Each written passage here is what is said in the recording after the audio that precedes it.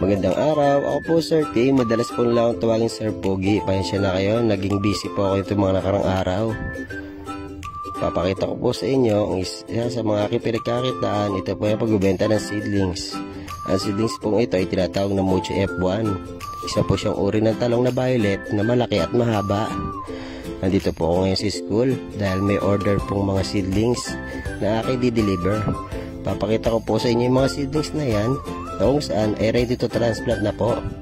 Ito po ay malulusog ang ugat, kaya hindi na mahirap at madaling buhayin pag ito ay inyong tinanim.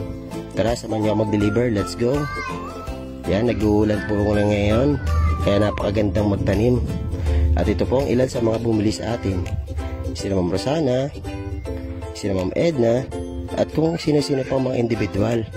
Sa ibang araw, babaltaan ko po uli kayo. Paalam!